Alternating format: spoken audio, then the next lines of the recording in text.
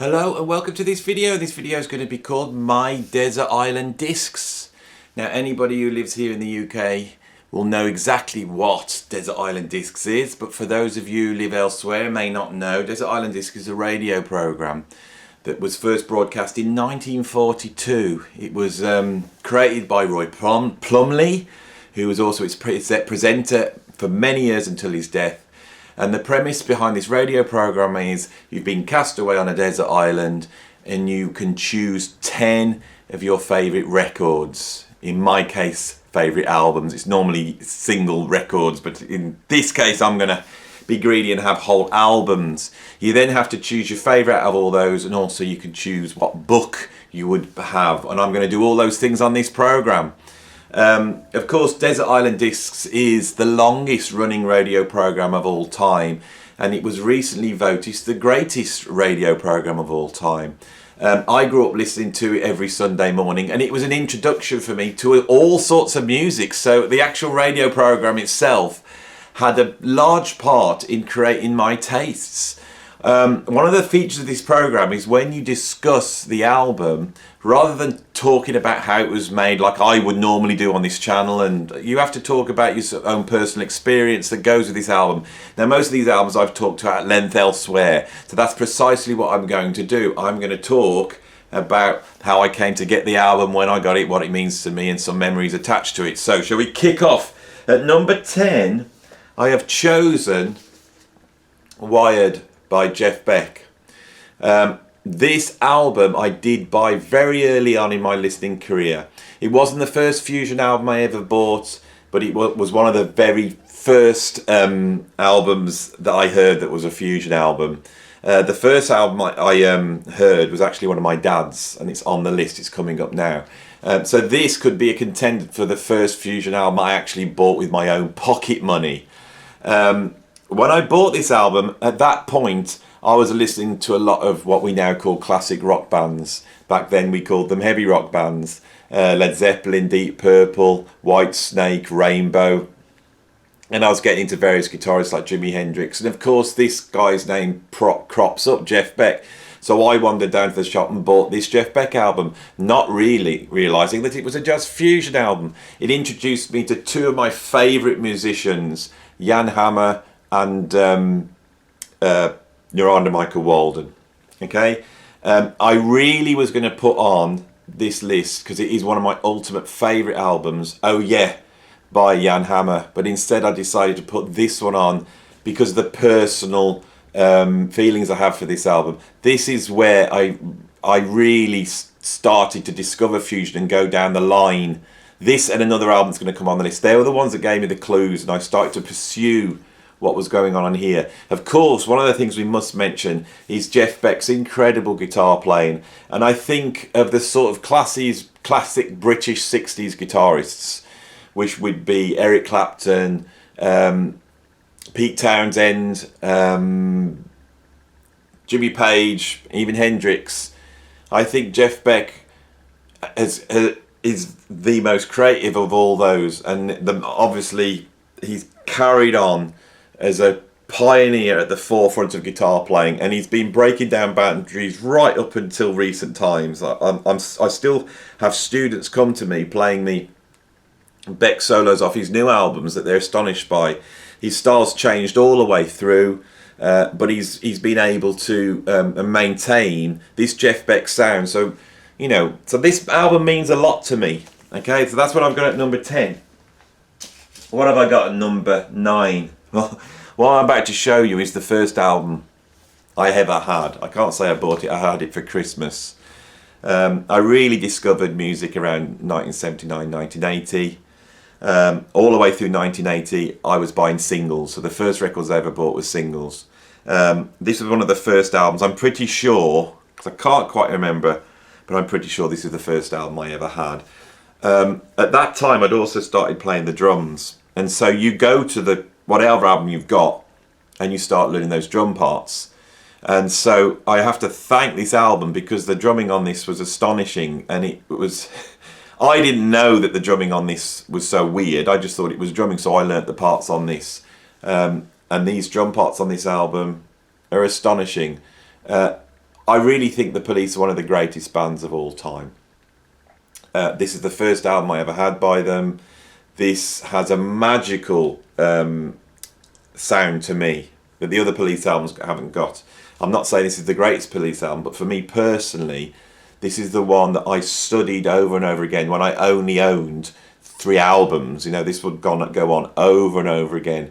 And this is a lifesaver because not only was Stuart Copeland's drumming so interesting and weird and creative, but so was the guitar parts of Andy Summers and the incredible songwriting on this album. And it's so varied, there's so many different styles. It also is really the product of fusion. This is what you get when you take cross punk rock, jazz fusion, prog, new wave, reggae, and you put it all into a big mincing machine. You come out with this band, right? And this is the commercial high point of fusion in a way, if you're taking fusion as being in the true sense of the word. This was a really, really important album to me. I can't tell you how much it is. So that's what I've got at number 9 is Regatta de Blanc by the Police. At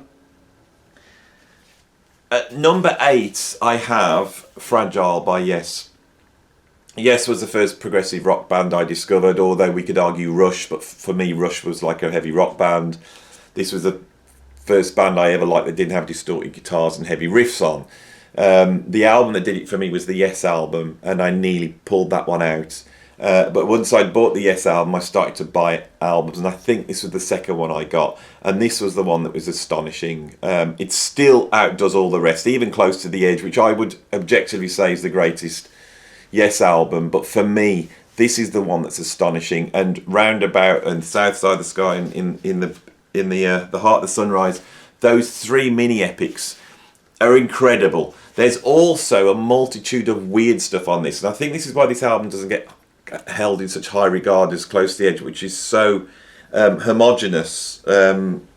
This one has got the little bits of solo stuff on, but for me that was really, really interesting. The way I got into Yes was because some guy at school had bought the Yes album and he couldn't get it, he didn't understand it, and he'd heard that I was into weird music, which was at that time was bands like Rush and Led Zeppelin, and so he offered to swap me the Yes album for any record I'd got, and I went home and I pulled out, I got a picture disc of Silver Machine by Hawkwind, so I swapped him for that. And that little, you know, how would we describe it, that little playground swap really did open up the world for me, and I really have to hold Yes up in a high regard. As I became more sophisticated, I stopped listening to prog and Yes, and then when I was in my 30s, I thought I'm going to pop on a Yes album again, and I popped one on, and hearing it with adult ears, and then understanding the way they wind in English aesthetic ideas into rock music, that was what blew me away a second time. So anyway, I'm rambling on about this one, so that's what I've got number 8 is Fragile. Oh yeah. Yes. I knew on this list I would have to have some Alan Holdsworth. I think Alan Holdsworth is possibly the greatest musician of the last 50 years. So I started to think, and I started to go through his solo albums, but this album kept cropping up in my mind, and this album's a magical album for me, and I had to put this on the list. It's Gaziers by Gong. This, for me, I think, again, one of the first Holdsworth albums I ever heard. I think it's the first Holdsworth album I ever heard was him playing on Land of Cocaine by Soft Machine, which is my favourite Soft Machine album. Then I got into Gong, and of course I got into Gong because my mate at school had got the Flying Teapot Radio Gnome Invisible album, and I went round to his house, and this was just bizarre stuff. And so we all bought the trilogy, you know, we bought Angel's Egg and You, then I bought Shamal, and then I went up and actually had this for Christmas. This and Espresso I had at the same time, and both of those albums astonished me. And Alan Holdsworth, who'd done this one solo on Land of Cocaine that completely bemused me, he was all over this album with Holdsworth compositions, and it absolutely floored me. This also was my introduction to Pierre Marlon's incredible fusion drumming. I'd heard him playing prog with Gong in playing in that quirky style, but here he is off the scale, and there's actually a drum solo on here, loads of percussion, which I was really into. This album, I think, is one of the greatest fusion albums ever made, so that's why we've got it on the list, right, at number 7. Right, number 6. This is another formative album. It's an album that I got in 1980 when I first started listening to music. I bought a lot of albums through 1980-81. Not many of them have made the list. The Police have, and in terms of heavy rock, heavy metal albums, this is the only album that's actually made the list, and it's AC/DC Highway to Hell. Back in 1980, we would have called this a heavy metal album. Now it's just called a rock album. That's the way times have changed. I think that AC/DC are one of the greatest bands of all time. And I think they have a genius which very few bands have. They're able to take the essence of rock and roll. They're able to take the real component, 3 chords, and out of that sculpt completely unique music which has a signature to it.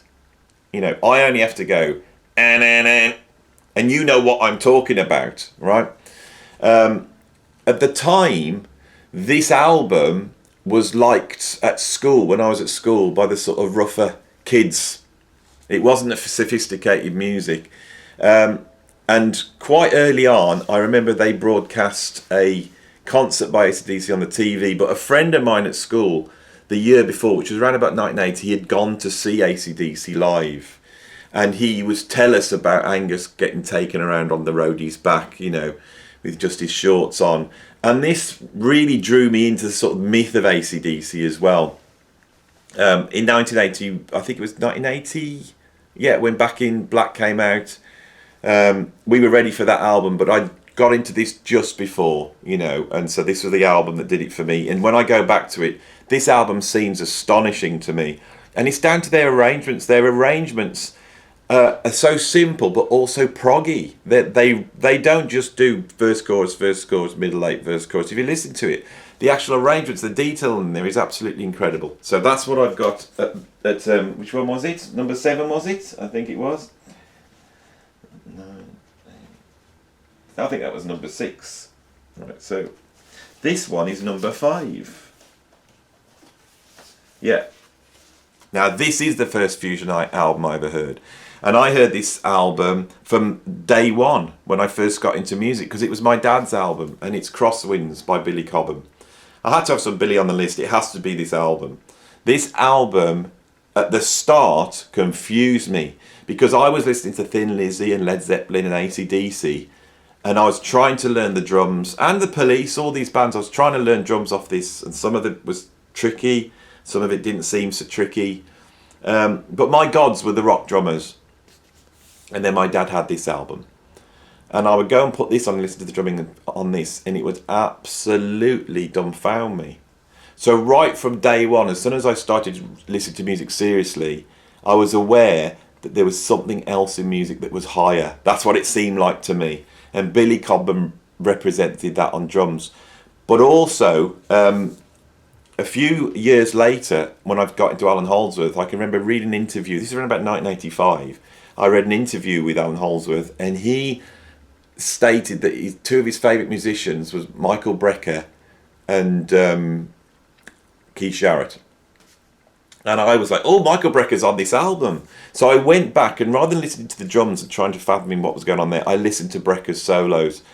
And that was an astonishing thing to be able to move my focus. I'd never really listened to saxophone players until that time, not heavily.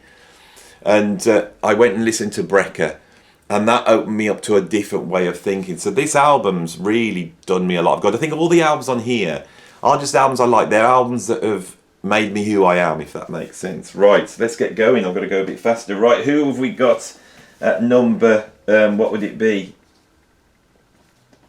Number 4. It's Led Zepp 4. I think anyone who gets interested in rock music, all roads lead to Led Zeppelin. The first album I bought by Led Zepp was Led Zepp 2. After I'd heard a radio program that Paul Gambaccini did on Led Zeppelin. I listened to that and I got to hear everything all the way through, and I thought, this is amazing. I got to hear Stairway to Heaven. I didn't know what album Stairway to Heaven was, but I really liked a Whole Lot of Love, so I went and got Led Zeppelin 2. That blew me away so much that the next week I went and bought this album, Led Zeppelin 4. And this album changed my life. All the way through my life, Led Zeppelin have always been there. When I stopped listening to Judas Priest and Thin Lizzy and UFO and I was listening to jazz, I was still listening to Led Zeppelin. They have something transcendent about them. You know, so many other people that don't like rock music will like Led Zeppelin. There's a magic to them. When I bought this album, I didn't realise that John Bonham and Robert Plant were from the area where I grew up. And then in the 1980s, around about 1987, I would say, I was walking through Wolverhampton and I saw Robert Plant walking down the road. He was actually going to see the Wolves, the football. And I actually ran around the whole sort of football stadium to try and catch him, and I missed him. It was an incredible experience, one of the first of my heroes I'd ever seen. I didn't realise that, you know, through playing the drums, from hearing an album like this and playing the drums and being in bands, that would take me on a journey where I ended up playing for Robert Plant for 2 years, doing over 100 gigs with him and touring the world with him. And that's only cemented my connection to this band, you know. So I've done a video about my time with Robert Plant and my connection to Led Zeppelin, so go and check that out. So that's what I've got at number 4. Number 3 was going to be A Love Supreme. This order that I'm giving you this in, this is the order of which I thought the album's up. So I thought, right, that's my number 1, that's my number 2. I'm not ranking them, but A Love Supreme, third album in, I thought, I've got to have A Love Supreme, one of the greatest albums ever made. I thought, now hang on, it's not your favourite album. It's not your favourite Coltrane album by a long stretch. Brilliant as it is, and as much as you love it, my favourite Coltrane album is this, Live at Birdland. And this album, which was the first actual Coltrane album I bought, I had him with Miles Davis. I'd actually got the Thelonious Monk Coltrane album as well. But this was the first Coltrane album I ever bought, and thank God I did, because it seems to span everything. He's playing soprano on here and tenor, right? He opens up with Afro Blue on soprano, which has that sort of my favourite things, modal thing about it. Then he does I Want to Talk About You. And I Want to Talk About You is him tackling a jazz standard on tenor, but it also has perhaps the greatest cadenza that anybody has ever performed on any instrument. It's astonishing what he does on that cadenza. To this day, you can't imagine anybody else being able to play with that sort of intensity and urgency and virtuosity. Flip it over and you get The Promise, which is a really blowing track. Then you get Alabama, and for me, Alabama is almost like A Love Supreme condensed into one track. And then the final track is Your Lady, where we get a tenor Coltrane Elvin Jones duet. It's the classic Coltrane. They're really playing on this. This for me is one of the most wide-ranging albums that Coltrane ever made. It's a great place to start, and it is my favourite Coltrane album. Right, let's move on to number 2. At number 2, I have Bitches Brew. Bitches Brew was a conundrum for me. I'd read about this album, I'd looked at the lineup, it had all my favourite musicians on, I bought it and I didn't get it. I had to work at it, I had to put it on and try different ways of listening to it. That was my strategy. Right, stop trying to listen for the Mahavishnu type guitar solos, stop trying to hear the Chick Corea Moog keyboard solos, you know, that's not on here, what is on here? And eventually I found a way to it, and when I did, it opened up for me. It really is one of the most important albums in my development as a musician, without a doubt. This is what musicians like Miles Davis do for you. You know, it's not about what you like, right? These are educators. These show you the way. I think that this album, for me, has got a sound. It's got a feeling to it that none of the other Miles Davis albums have, right? In a Silent Way is the same. That's in its own box as well. That seems to occupy its own territory. But I've got to be honest, I've never been super keen on In a Silent Way. But with this album, the richness and the darkness and that sort of swirling jungle voodoo sound that it's got, that was never nailed up. Maybe things like a Garter and some of the later electric stuff have it, but it doesn't have the brooding quality of this. This is an incredible album. So that's what I've got at number 2. What have I got at number 1? Visions of the Emerald Beyond. Of course, you knew it was coming. I have only allowed myself to have one Mahavishnu Orchestra album. I could have easily just filled it up with all the Mahavishnu Orchestra albums. They're my favourite band. This is my favourite album. This is, I think, it's the greatest fusion album ever made. It's the greatest prog album ever made. It's just a fantastic album. I'm not going to say too much about it because you can go and find a whole video on this. But this would also be my contender for the one album I would keep. The only thing with this is it just lacks songs. I can imagine being stuck on a desert island wanting to hear a good old song. I'm going to be able to stick an AC/DC album or Police album wanting to hear a song. There is singing on it, however. But how many of these are catchy Beatlesque type pop songs, I don't know. But forgiving it that, it's an astonishing album. It has my favourite drum performance on it. I think John McLaughlin's at his peak on here. John LaPonte's off the scale. The arrangements, the production, the sound, it's all wonderful. That's what I've got as my number 1. Like I say, they're not ranked, I've just numbered them, right? But that would be the album I would keep. What would be the book that I would take with me? New Model of the Universe by P.D. Ouspensky. Many years ago, when I was very young, in my late teens, I got stranded at someone's house and it snowed. So I managed to get downtown. I decided, pre-internet and television, to buy myself a book. And I bought a book called A Criminal History of Mankind by Colin Wilson. I read it, it blew me away. Colin Wilson became my favourite author. I went down the Colin Wilson rabbit hole. In that book, Colin Wilson mentioned an Armenian mystic called Gurdjieff, and I found that very interesting. I went to my lecturer at college and mentioned Gurdjieff to him, and he knew exactly who he was, and he's told me, oh, you need to check out this book and that book. And I eventually went round to my friend Ian Stonehouse, who now lectures at Goldsmiths University, and told him I was looking for a book on Gurdjieff, and I can remember he sort of reached back over his shoulder to his bookcase and pulled out this book. This is actually Ian's book. I've just seen if he's got his name in the front. And I took this home. The first chapter on the esoteric changed my life, right? Now at 54, do I agree with all the stuff in this book? I don't know, but it was very, very important to my development. And there's still chapters and chapters of really interesting stuff. P.D. Ouspensky was basically a follower of Gurdjieff that went his own way and took the Gurdjieff method with him. This was written pre his meeting with Gurdjieff, which is quite interesting. So I didn't get the Gurdjieffian story from this, but I got something else, and it was the idea of the esoteric.